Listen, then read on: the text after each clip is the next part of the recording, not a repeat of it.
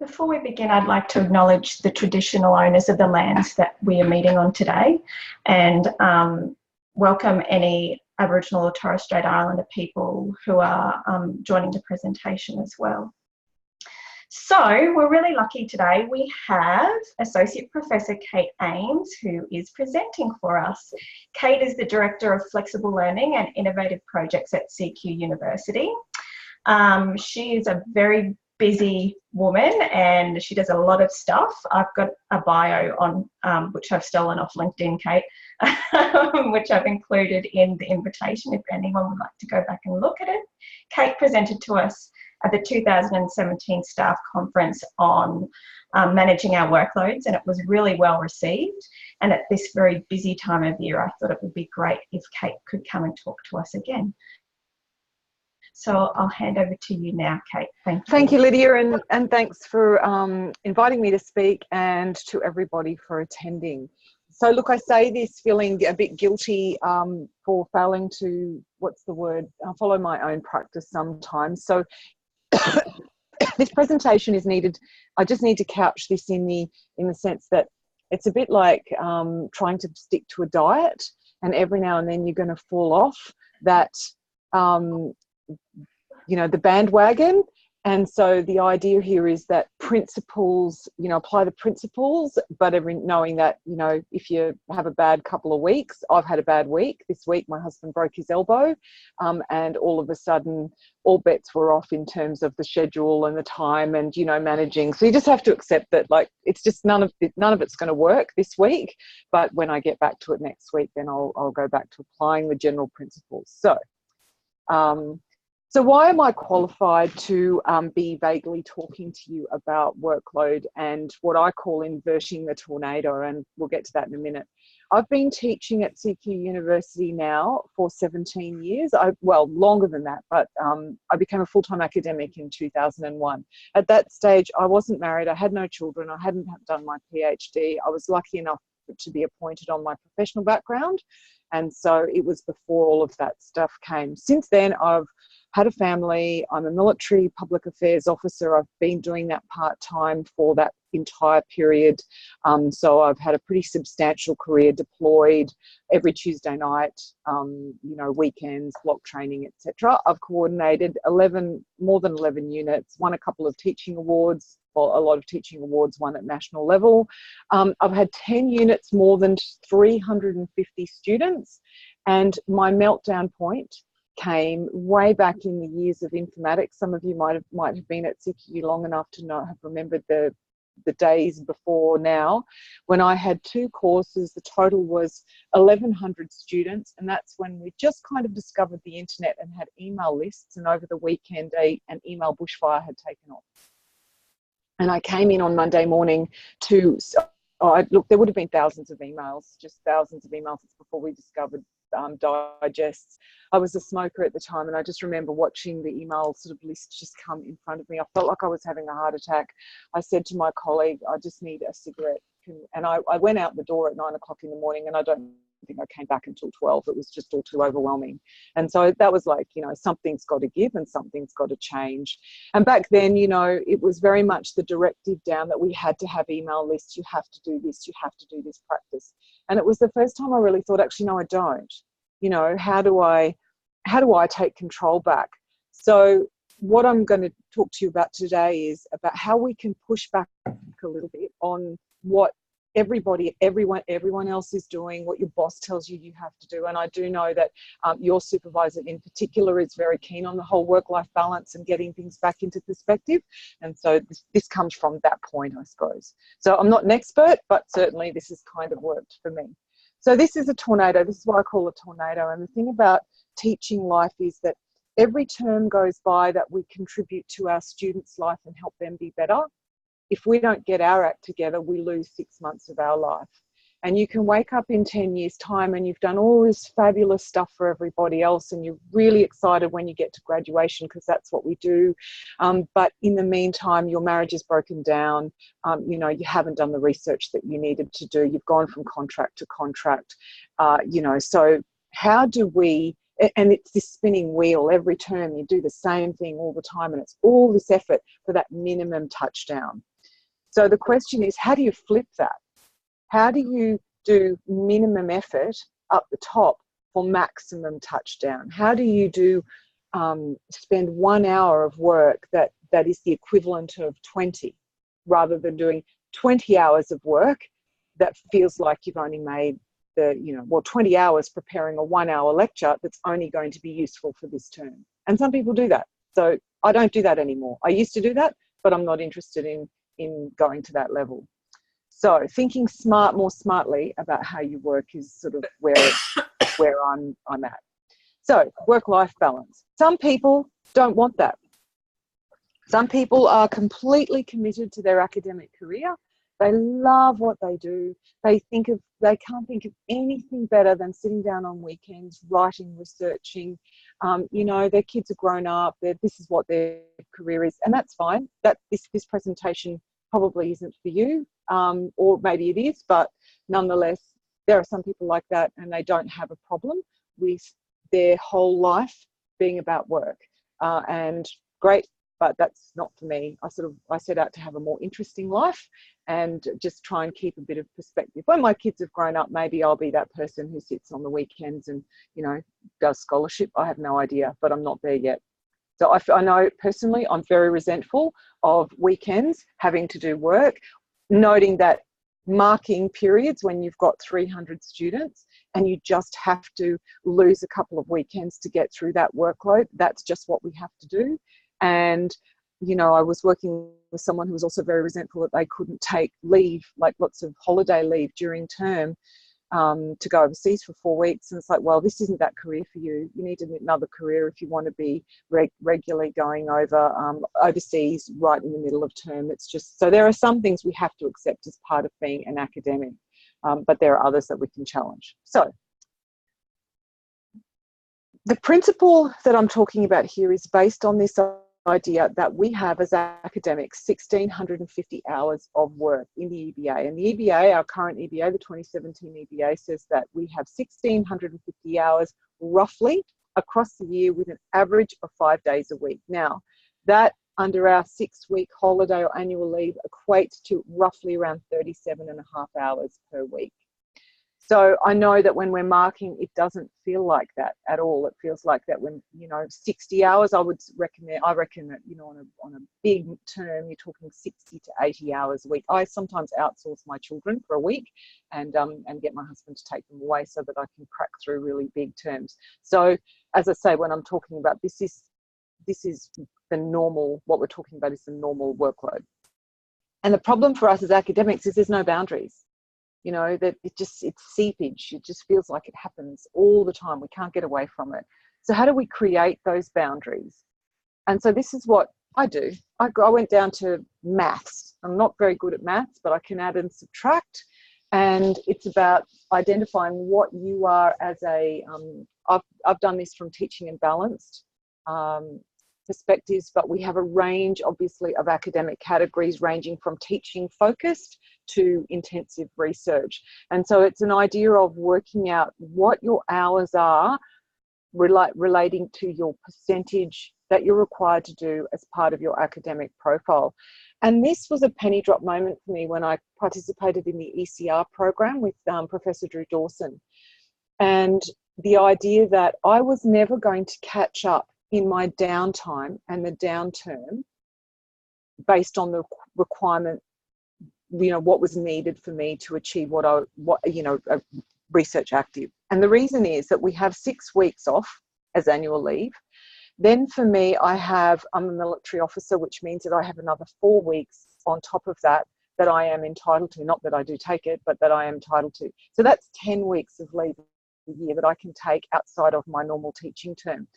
So if I was to apply that and not do any research during term time and leave it to the term 3, then I literally have 2 weeks to do everything I needed to do. And it became quite clear that that was never going to work for me. So how do I work it within the term so that I can manage my productivity, keep going, write my research, do my service? And you know, we often hear about that one day a week, but we never get that one day, you know, because something always happens. Someone schedules a meeting, you've got, you know, it just never works that way. So that wasn't working for me either. So I cut it down into hours. So for me, I am a teaching scholar. So I have 65% of my workload needs to be teaching related, 25% needs to be scholarship or research, and 10% service. So if I break that down roughly into hours, we can see that that's 24 hours, roughly 3 days a week. I like to ramp it up. I've just rolled it slightly up into 10 hours for scholarship and research and 4 hours of service. So if you're a balance, then you can see that the hours are slightly differently. Now you can work it any which way, but I found for me that this was a penny drop moment, because I was able to then really think about, okay, well, how many hours am I actually spending on service? If I spend, this is a weekly calculation. If I spend, I've got, for example, 6 RHD students currently. I am still a teaching scholar, but and I'm also still teaching, but I'm running this MBA project. How do I manage that? And I'll show you how I break it down so that it's not just 1 day per week, because that just does not work for me. It's just to stop and start, and I'm just invariably feeling very resentful that other meetings are coming in. So this is how I do it. And this is how I set my boundaries during term. Now, this is just for me, not for everybody, but my recommendation is that you work out based on how many hours and the percentage. If you're part-time or a fractional 0.6, then work out within that fractional 0.6 what your percentage is and how many hours you're working, and go back from there. So this is just how I do it. So these are the teaching blocks. So the blocks are there lime green. So 6:30 to 7 is when I might get up and do either marking or teaching related work. So that's where I might catch up on emails. Now people say, for example, with me that they do research best. So in a non-teaching period, that's when I convert that time to scholarship. The scholarship periods here we can see are 9 to 10, so I always do an hour, the principle being that you should generally spend 1 hour per week. Half an hour a day, snack writing, half an hour a day, always move something forward for half an hour. So you'll see here that there's a big block of chunk missing on Tuesdays. Now this is not current for me, this is last term, because I was teaching at night, because my external students like teaching at night. Now what I did to make sure that I didn't work 60 hours a week is I booked myself jewellery lessons. So that was a big jewellery lesson that I did on Tuesday mornings from 9 till 12:30, and that then meant that I kind of forced myself to actually go and do something for myself in return for spending these big blocks of night. That's the equivalent of actually almost half a day, or a day. 4 hours or however many, 3 hours per night. So, and so I then had an early afternoon and a Tuesday. Now, you know, every Tuesday morning I would get a little bit sort of stressed about the idea that, oh my God, there's just so much work, particularly after a teaching session on a Monday evening. What the hell am I doing?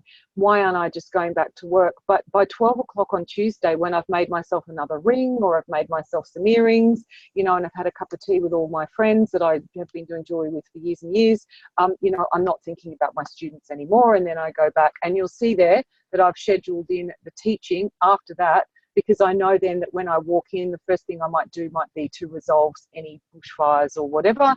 I've got this service period. That's when I make phone calls in the afternoon. So if someone rings or emails, then I always schedule that sort of general time to make phone calls. And you'll see my service on Monday afternoon, that's my RHD supervision. So my RHD students are scheduled on a half-hour block every fortnight. So for example, Trudy, you might be 1:30 to 2, Colleen, you might be 3:30 to, and I always leave a half an hour gap between them. So I've got 3 students one Monday, and then I've got 3 other students another Monday. And if they can't make it or we have to change, then at the moment, because I'm just too busy to reschedule, it's like, okay, well then we'll just communicate by email and then we'll meet in another fortnight. I don't let them muck me around, because I used to do that, and it just, you know, at the end of the day, it's got to be a balance between you and them. And I never get any pushback. I always thought, I was worried about that, you know. And interestingly enough, my last term teaching evaluations, I got really tough because of my new job. Pushed everybody to distance. They didn't want to do distance, but I ended up with a 4.9 as a teaching evaluation, which I've never had before, and I was the toughest I ever was. So, some simple strategies, you know, how do you do it? Like, you've got all these students emailing, you know, it just feels, particularly with the big terms and the big students, those 400 student groups, like, oh my God, what do you do? Well, you just get tough and you try and kill lots of birds with one stone, but you have to be very kind. So students will tolerate you pushing back on them if you are kind and honest and open with them. If there is any sense that you're being rude or you're being dismissive of their concerns, that's when it's just not going to work. All the birds are going to come around and attack you like vultures dying on a, you know, hot desert road. So lots of birds. The principle here is maximize your impact of effort. So these are some very simple strategies that I have slowly implemented and used depending on the teaching environment that you're working in. Weekly contact with tutors. Tutors are a big problem for us in that, well, they're what I would call a liability, because the variability in the standard of tutoring and their marking becomes a workload for us if we're not on top of them. Now, some of you may already do this, but it staggers me how many people kind of don't and just leave it to their tutors once they've had that initial contact. So when you're working with someone who you really trust, for example, myself at the moment, I'm working with a guy called Aaron, who we've worked with for years. I don't need to weekly email him, but I do phone him kind of regularly, and when we do the marking, we do a really solid moderation session, so we make sure that we're on track. We have a great relationship, and that's very helpful because it saves me time.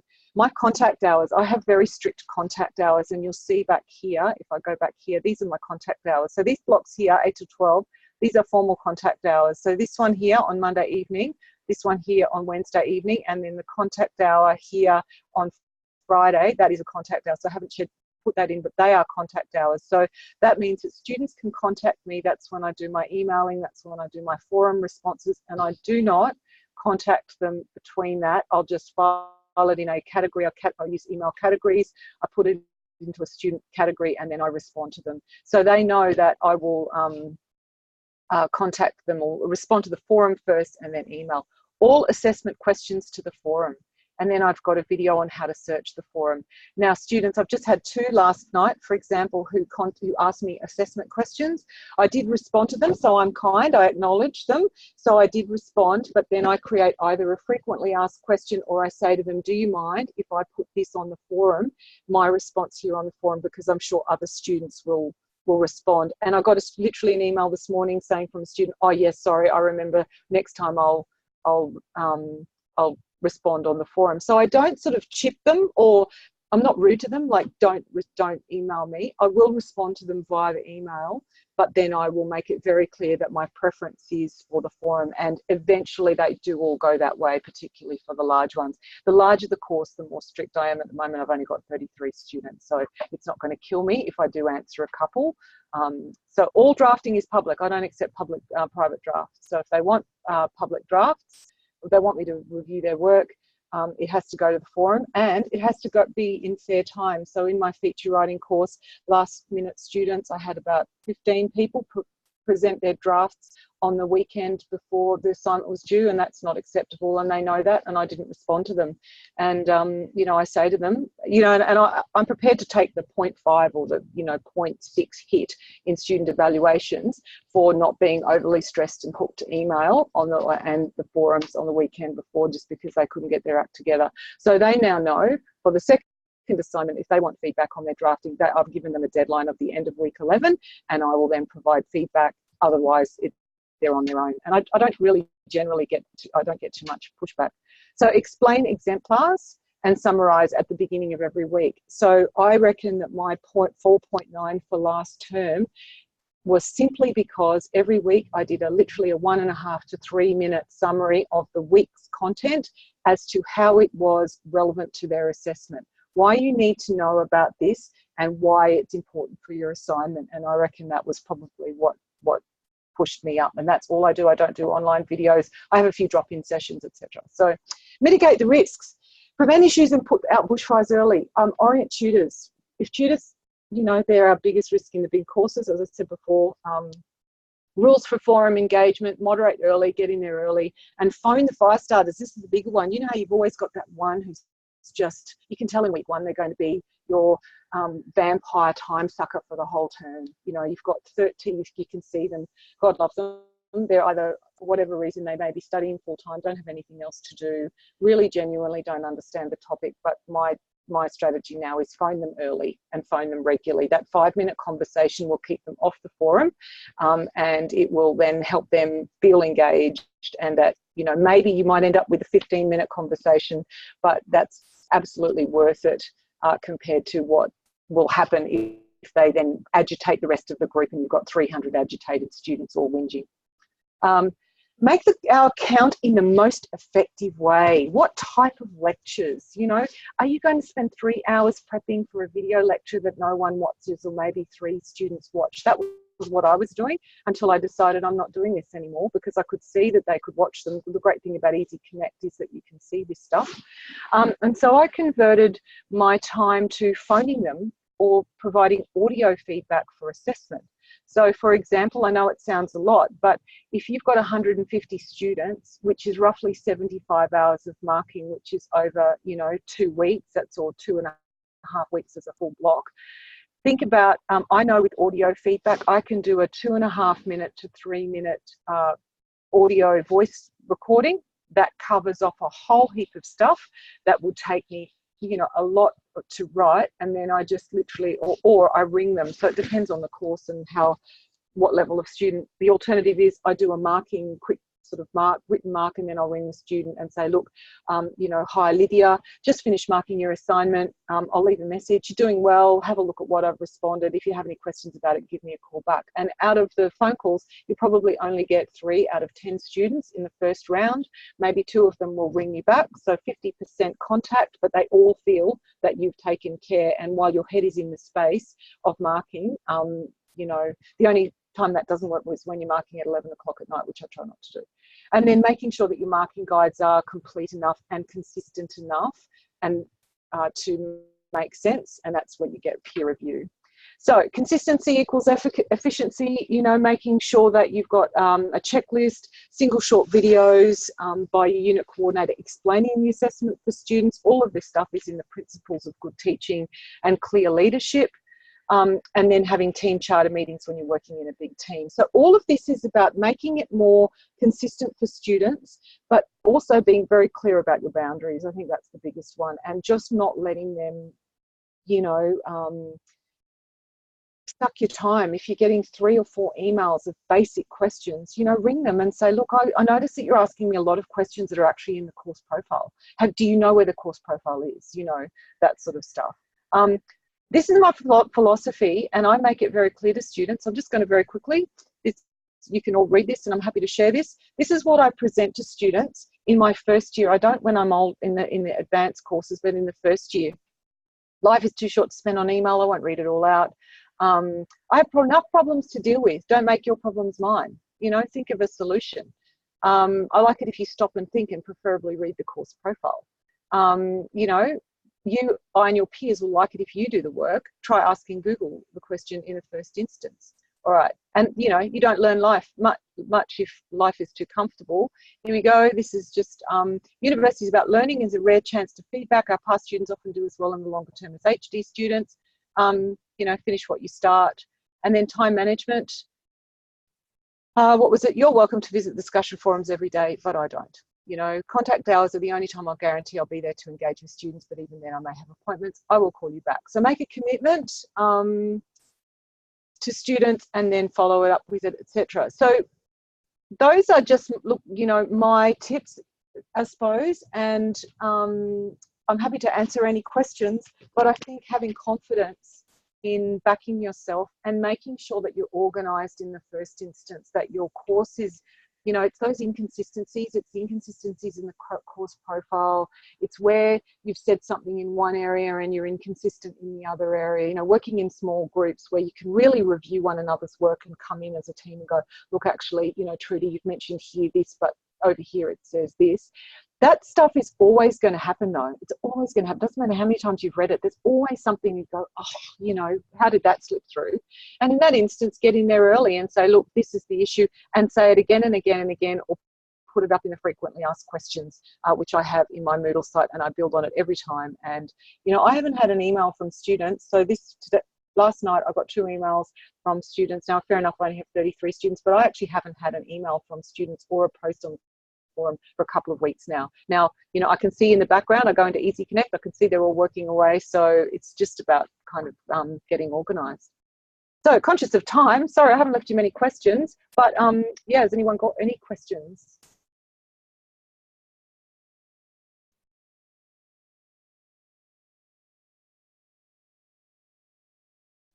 No, we're all silent. No questions from me, Kate. That was very straightforward. It was good. Thank you. Kate, all I want to ask is, do you want to come to my office and help me to do all that? I'm happy. That sounds absolutely perfect if I could do that. Kate, plug your book. Yeah, so actually, funnily enough, I've got a proposal in for Rutledge at the moment, and they're pretty keen to do a book where I sort of map all this out, you know, workshop sheets. The first thing I would say to you is get out a calculator, work out exactly how many hours you should be spending on stuff, and look at what you're doing in terms of your workload, and work out, okay, well, how is this working? And the first thing I would say, you can't switch track midterm, because you're going to send all your students into a bit of a, you know, a fluff. But, you know, who here's got contact hours that they stick to rigidly? Right, well, start that. That's next term. They love you for it. And I actually have feedback where students go, I am really thankful that you have contact hours, because they know, and they will actually get on board, particularly in the big courses, and they will say, Kate's contact hours are Monday, Wednesday and Friday. I know that she won't get on till Wednesday, but this is what I think the answer is. And then when I get on Wednesday, I will then respond, or via email. What I sometimes do is, because you get the forum posted via email, and when you click reply, you're not necessarily going to the forum. But I would say, for example, if I've seen Julie respond to Trudy, I don't want to be clogging up my forum, because I tell them not to do with all the thanks, you know, really appreciate that. I tell them not to. But what I will do in my contact hours is go back and reply by email and say, thanks, Julie, really appreciate you getting on board and helping Trudy out with that. But that doesn't go onto the forum. That is a personal email to Julie. Right, so that's not clogging up the forum. That's but the students who then engage, and it's important, know then that that you're actually listening and watching to them. So it's just, again, that kind of empathy. But they really know and respect. And I say in my weekly session every Monday morning, I get on, welcome to week 8. This is what you should be focusing on. Here is my little YouTube, and I do post them up. I put them up into YouTube, but you can also just upload them. The Zoom recordings work really well if you use Zoom to record. And if I have a drop-in session, I'll record those and put them up. And then I will basically say to them, if you are really, really busy, just check in on Friday, and you will find that I've responded to every forum post, and then you can just catch up. I teach them how to search the forum, just all of that sort of stuff. But the first thing I would do is instigate contact hours, and then stick to them. Really stick to them, because if you don't, they're like kids, you know, like whinging for lollies, and you give them a lolly and the next thing it's all over. So you just need to be tough. So I'm happy to help you be tough. If you want someone to, you know, say, well, this is what I'm thinking of doing, do you think it'll work? I'm more than happy to have that conversation and help you out and help you workshop through how you're gonna do Thanks, it. Kate, because I just tend to be available all the time, which doesn't always work. It does.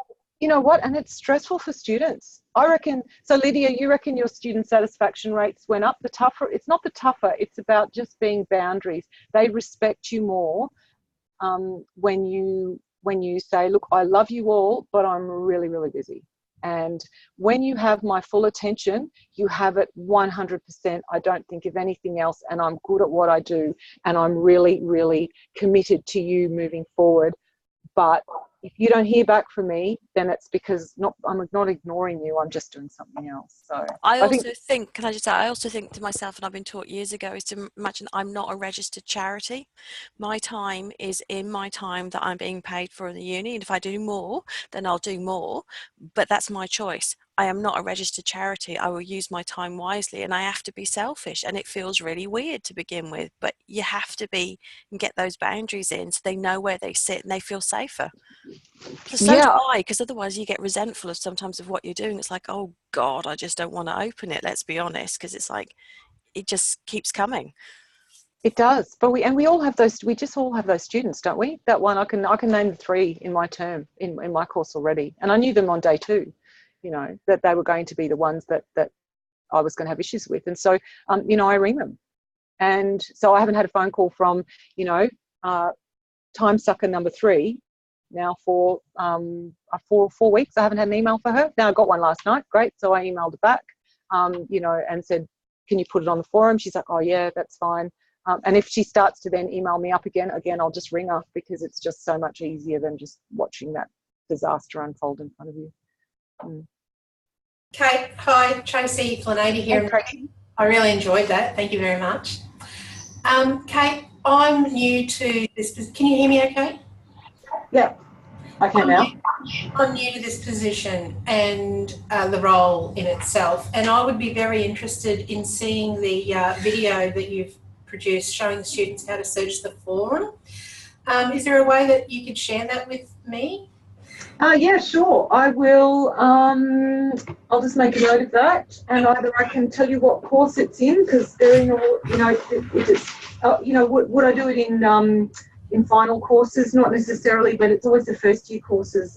But yeah, I'll find that video of searching forums. That'd be great. Thank you. Yep. What do you do when you're having a tough week? How do you get back on top of it, Kate? When it hits the fan, how do you recover? I don't get hard on myself. I think that's the first thing. It's a bit like, you know, eating chocolate, and you can either just go, oh my God, I've just eaten an entire family block of peppermint chocolate and 3 glasses of wine. Crap, I'll just eat more. You don't. You have to stop, right? So you have to realise. So I know at the moment, for example, I've got to go to Canberra this afternoon, and then I've got, you know, it's just right now is a really difficult. I've said, have I said too much? I haven't. If my husband hadn't got sick and I'd had full days at work, I would have been fine. But because he normally picks the kids up from work, my daughter refuses to go to after school care because she's too old to be a baby. So all of a sudden, you know, so it's just like, you know what, this week's just not going to happen. I'm not even going to worry about it. I've sent emails to the people who are waiting for stuff saying, you know what, life's just happened. And the thing with, I've got 3 students, for example, who should have been marked. So I've sent them emails saying, look, this is what's happened. I'll get to you this afternoon. And they'll come back and go, yeah, fair enough. So it's just a case of, you know, once I get back to next week, I will get back into the early morning thing. I am struggling. My daughter, who used to not get up until 7 o'clock, is now suddenly decided that 6 o'clock is her thing. So my 6 to 7:30 time, where I used to be able to have on my own, is now problematic for me. So I need to rethink that. You know, do I just... I don't know what I'm going to do there. Do I get up at 5 o'clock? I don't like that idea. Or, you know, so yeah, I don't know what I'm going to do there. And so I know that I'm going to have to remark my schedule, because I've always had a principle of not working while kids were awake. But now that they're older, they actually are not asleep as much as they used to be. So how do I feel about them being awake while I'm working? I don't know how I do feel about that. So whether I come into work and have one long day and just go, you know what, I'm just going to have one day where I just crack through 12 hours, so that then I've got another, I don't know. But what I do know is I'll keep the time boundary pretty consistent, yeah. Sounds like you do a lot of reflecting on this as well, Kate, which is, yeah, really pleasing to see. We won't take up more of your time, your precious time, but that's been really valuable to me. My computer crashed through the middle of it, so I hope the recording worked, but I did come in through the end section. Thanks so much. It was very valuable. I can say from experience that if you have questions for Kate around balancing your workload and putting in boundaries, she's very responsive and really helpful. She's helped me in the past. And I think you've got a room full of reviewers for your book now too, Kate, if you need anyone.